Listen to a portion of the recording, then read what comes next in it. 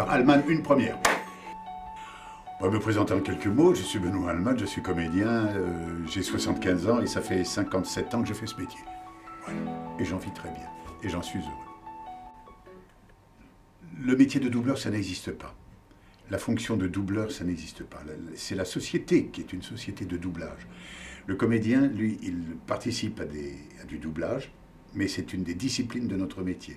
Un comédien fait du théâtre, du cinéma, de la télé, de la radio, de la publicité, des voice-overs, du doublage. Ce n'est pas un métier que d'être doubleur, ça n'existe pas. Je dis ça parce que les camarades vont me tomber dessus si je ne rectifie pas. Donc ça fait partie de notre métier, de toutes les disciplines, de l'éventail très large, car c'est un éventail large que nous avons dans notre profession, c'est une chance formidable. Il y a même, on peut faire du mime, on peut faire de la comédie musicale, enfin il faut avoir toutes ces palettes. Moi je ne danse pas, je ne sais pas très bien chanter, donc j'arrête là. Le doublage, bon, on y arrive tout simplement parce que à une époque on tournait beaucoup, par exemple, je parle pour moi, hein, on tournait beaucoup en extérieur dans les années 70 et il y avait toujours des bruits extérieurs et on était obligé de se redoubler en studio après, de se post-synchroniser. Et un jour, un directeur artistique qui s'occupait de cette post-production me disait « Mais Benoît, pourquoi vous ne faites pas de doublage? Pourquoi vous ne doublez pas dans des sociétés, des films étrangers ?» J'ai dit « Parce que moi, je ne sais pas. » Et puis, j'avais essayé déjà, mais j'avais été tellement mauvais et j'étais tellement impressionné par la qualité de ce que faisaient mes camarades que j'étais parti, lâchement. Et à partir de ce moment-là, quand même, après avoir rencontré ce monsieur, en 1975, ben je me suis dit, pourquoi pas. J'avais pris un peu de bouteille dans le métier, un peu de métier, c'est le cas de le dire, et je me suis lancé dans le doublage, qui, encore une fois, n'est qu'une discipline de toutes nos fonctions. Et c'est comme ça que j'ai commencé à prêter ma voix à des dessins animés. J'étais Babar, j'étais Balou, j'étais des personnages complètement fantasques, fous, pour arriver, il y a maintenant 25-30 ans, à être une des voix au départ de Morgan Freeman, puis maintenant, je crois, la seule voix de Morgan Freeman. Pour faire ce métier, il faut être comédien. Pourquoi? Vous avez des garçons et des filles, ou des filles et des garçons, qui rentrent dans le métier et qui disent « Mais moi, j'ai jamais pris de cours. » Formidable! C'est très rare qu'un peintre dise « Moi, j'ai jamais pris de cours de peinture. » C'est très rare. Mais il y a des artistes peintres qui tout d'un coup font des choses extraordinaires sans avoir suivi de cours. Ça, ils sont bénis des dieux, c'est formidable. Comme des écrivains, comme des auteurs, comme des poètes. Ils ne sont pas passés par des écoles. Pour le comédien, il peut y avoir ce cas-là. Mais à partir du moment où on met notre talent à la disposition d'autres personnages, il faut avoir l'habitude de jouer. Et l'habitude de jouer, c'est le théâtre. Il n'y a qu'au théâtre où on puisse vraiment apprendre notre métier. Alors pourquoi? Parce qu'au théâtre, on va, quand vous répétez le Cid de Corneille, tragédie que vous connaissez, ou Andromaque de Racine, ou un Tchekhov, auteur russe du fin 19e, début 20e siècle, on travaille à chaque fois des personnages qui sont tout à fait différents, qui ont une culture différente, une élocution différente. On passe de sujets antiques, la tragédie, comme on passe à la période du 20e siècle, presque révolution russe avec Tchekhov. Donc, il faut qu'on s'imprègne de tout ça, de l'esprit des personnages qui ont été créés par les auteurs. Donc, c'est un travail de recherche que tout comédien fait quand il aborde un personnage. Moi, j'ai fait partie d'une école, ça remonte aux années 60, où on nous disait « Asseyez-vous à une terrasse de café et regardez les gens passer.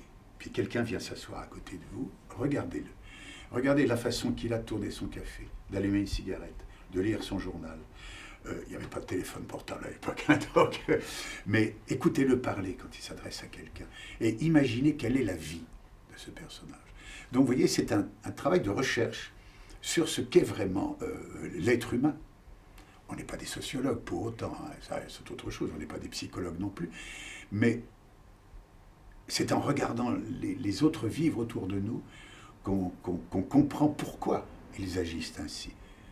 Et tout ce qu'on acquiert à ce moment-là, on peut le redonner quand on joue dans une pièce de théâtre. On nourrit nos personnages de ce que nous avons vu autour de nous.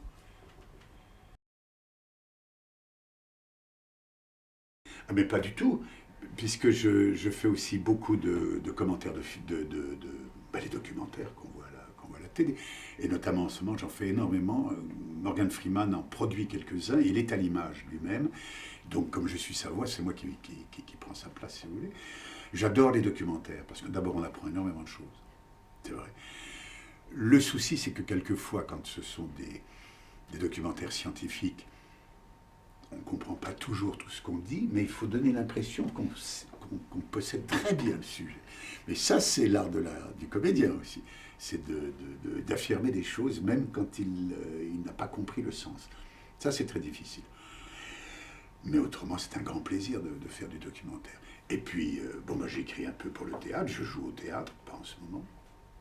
Le téléphone sonne tous les jours, on me propose tous les jours du travail, à 2, 3, 4 reprises. Moi, je remercie le ciel, qu'est-ce que vous voulez que je vous dise? Car j'ai conscience aussi des difficultés que rencontrent beaucoup de comédiennes et de comédiens, sur les jeunes comédiennes et comédiens, même des comédiens matures, devant le peu de travail. Parce que regardez, si vous êtes très souvent devant l'écran télé, vous voyez que dans les séries françaises, vous voyez presque toujours les mêmes comédiens. C'est toujours les mêmes. Donc vous arrivez, on vous explique la scène, on vous passe 2 fois la séquence. Vous avez en même temps en bas, vous savez, le texte qui passe sur une bande rythmo. Au-dessus, vous avez l'image. La bande rythmo est au rythme d'élocution du personnage que vous voyez sur l'écran. Et vous devez dire le texte et jouer le texte, pas dire, mais jouer le texte que lui-même interprète. Lui, il l'a interprété en anglais, en russe ou en japonais. Vous l'interprétez en français. Le sens n'est peut-être pas toujours le même. Et on est obligé d'obéir à ce que fait le comédien ou la comédienne que l'on double. On ne peut pas faire autre chose que ce qu'il fait. On doit être très fidèle. En fait, on est des caméléons. Ce n'est pas du karaoké. Il faut interpréter. Donc il faut ressentir ce que le comédien qui a tourné ou la comédienne a ressenti en jouant pour reproduire dans les intentions, dans le rythme, dans la respiration, dans le sourire, dans les soupirs, reproduire exactement ce que l'interprète à l'origine a créé. On ne peut pas faire autre chose. Difficulté du métier, mais il y a plein de difficultés. D'abord, petite pensée aux jeunes comédiens qui débutent, il y a beaucoup de travail, mais il y a très peu d'élus. Donc formez-vous. École de théâtre dans la mesure du possible. Il faut y aller à fond. N'arrêtez pas vos études tout en faisant des études de théâtre. Continuez si vous êtes en bac. Continuez. Vous voyez, je me permets de dire ça parce que c'est vrai. Car si à l'âge de 25 ans, 30 ans, rien ne marche pour vous dans le métier, qu'est-ce que vous allez faire?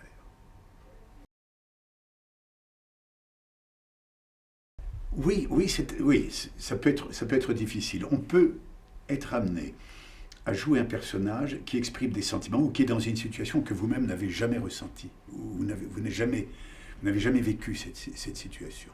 Et là, c'est très difficile. Il faut être très sincère dans les sentiments que vous exprimez. Mais vous êtes aidé en cela par, d'abord, vous voyez plusieurs fois la séquence que vous allez doubler. Quand il s'agit d'un film, donc à 35 mm, un film cinéma, si votre rôle est très important, vous avez eu la chance de peut-être voir le film en son entier avant. Mais comme vous n'avez qu'un petit rôle dedans, avec quelques séquences, vous n'avez pas vu le grand film. Donc vous ne connaissez pas la totalité. Et lorsque vous arrivez à la barre, c'est-à-dire cet endroit mythique, derrière laquelle il y a le micro, on ne vous montre qu'une ou 2 séquences, pas plus. Vous ne connaissez pas tout ce qu'il y a dans le film. Le directeur artistique vous l'a peut-être expliqué, mais c'est pas suffisamment. Et votre personnage est réduit peut-être à 2-3 séquences à jouer. Et il faut s'imprégner de ce que fait le comédien. Le directeur artistique est là pour vous aider et à vous après d'imaginer et surtout de bien comprendre la situation en regardant le jeu du comédien.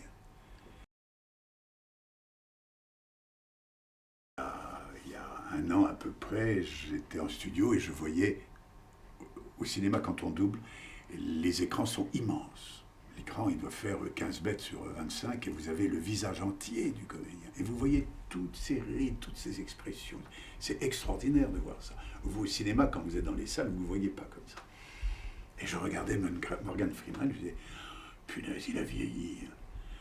Et en même temps, à l'intérieur de moi, il y a une petite voix qui disait « Et toi, vieux con ?» Parce qu'en fin de compte, on s'aperçoit qu'on vieillit en même temps que le personnage que l'on double. Et on est très attaché au personnage à qui on prête sa voix, parce qu'on est à son service. On n'est pas là pour prendre sa place. On n'a pas son talent. Si j'avais le talent de Morgan Freeman, je ne ferais peut-être pas de doublage. Je ne ferais que du cinéma, peut-être, si vous voulez. Mais vous comprenez dans quel sens je le dis. On est là au service. On est là pour aider à faire en sorte que le film et le talent de ces comédiens et du metteur en scène passent de l'anglais, de l'américain ou du chinois en français et soient bien reçus par les cinéphiles. On n'est pas là pour dire « Tiens, je vais m'amuser avec le personnage, je vais en faire autre chose que... » Non, non, non, on doit faire ce qu'ils ont fait. Donc on est à leur disposition. Ça demande un petit peu d'humilité. Parce qu'il y a des jours, on dit ouais, on aimerait bien faire autre chose. Elle dit non, non, on ne peut pas, il ne faut pas. Voilà.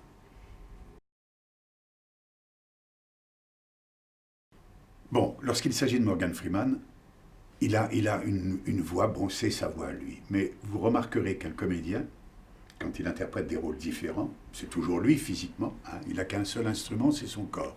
Il ne peut pas changer son corps, on a beau le maquiller, c'est toujours son corps.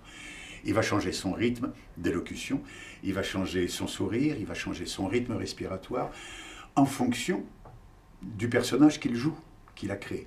À chaque fois, il a des rythmes différents et quand vous avez, par exemple, vous êtes un petit peu affairé chez vous, vous êtes un peu énervé, excité parce qu'il y a l'omelette qui a cramé ou parce que votre jus n'est pas à l'heure, vous n'avez pas le même rythme respiratoire, vous n'avez pas la même intonation, vous n'avez même pas le même niveau de voix.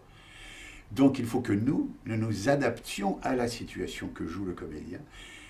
Je vous ai donné des exemples là un peu bêtes, mais lorsqu'il s'agit de scènes, par exemple, politiques où les gens un petit peu se bagarrent, s'affrontent, etc., il faut comprendre le contexte pour interpréter ce qu'ils interprètent. Donc c'est un travail vraiment de comédien. Mais je me pose même pas la question. Pour moi, je suis heureux de le revoir sur le grand écran, de lui prêter ma voix. Ça suffit. J'ai pas envie de lui prendre sa place, c'est pas du tout. Et j'ai au contraire un grand bonheur, et c'est un grand honneur que d'être la voix d'un monsieur de cette importance. Quand on sait ce qu'il est dans la vie, ce n'est pas que la star américaine, avec ses frasques de temps en temps, ses 3 divorces, on s'en fout de ça. C'est un homme qui travaille pour la reconnaissance des droits des raciaux, c'est un homme qui a travaillé beaucoup avec Obama, c'est un homme qui est dans la vie de tous les jours, il doit être très malheureux avec Donald, le monstrueux Mickey, là. Ça doit être horrible pour lui. Mais on est à son service. Et c'est tout. Être dans l'ombre, je ne suis pas dans l'ombre du tout. Moi, je sors de là, du studio, quand le travail est fait. Quand on me dit, bon, on est content, et puis que j'entends vous savez, les internautes, dès qu'un film sort, vous les avez les messages, hein, disant, ouais, on vous a retrouvé dans ceci, cela, ils vous donnent leurs impressions. Et on est content quand on voit que le message a été transmis, est passé. C'est notre métier. C'est d'être des intermédiaires. Même un comédien est un intermédiaire entre un auteur que le public ne connaît pas, n'a jamais vu, parce qu'on ne met pas une photo de l'auteur, c'est très rare sur une affiche, à part Molière. Oui, donc on est intermédiaire entre l'auteur et les spectateurs. Nous sommes des machines à passer le message, à passer les mots, le verbe, la poésie, la tragédie. Nous ne sommes que des intermédiaires. On ne prend pas la place de quelqu'un. On ne prend pas la place de l'auteur, on est au service de l'auteur pour amener au spectateur. Et c'est un grand bonheur.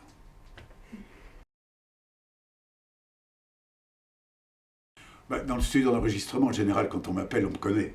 Donc, mais c'est dans la rue, c'est dans les magasins où quelquefois c'est amusant, c'est même quelquefois très touchant. Parce que automatiquement, vous parlez, vous dites bonjour. Déjà, il y a des personnes qui vous regardent et disent, tiens, cette voix, bon. Puis vous demandez quelque chose. Et là, la personne se fixe. Et moi-même, je me dis, ça y est, j'ai compris, ils ont reconnu ma voix. Quelquefois, ils peuvent confondre avec un autre comédien qui aurait aussi une voix grave, c'est tout à fait normal. Il faut resituer un petit peu le film, retrouver... bon. Oh, je peux vous faire Balou, you, you, you. Je peux, bah oui, bon, d'accord, bah Balou, oui. Babar, ça serait la même chose, parce que ce sont des animaux. J'ai fait beaucoup d'animaux. Mais non, non, non, c'est difficile s'il n'y a pas de... S'il n'y a pas de film, je ne peux pas vous faire une démonstration. C'est le travail de la voix. On s'amuse avec une petite voix légère comme maintenant. Ou alors avec une grosse voix comme ça, puis on rigole. On s'amuse, voilà. Mais ça, c'est le comédien qui déconne un peu, quoi. Mais non, je ne peux pas faire si j'ai pas de la matière.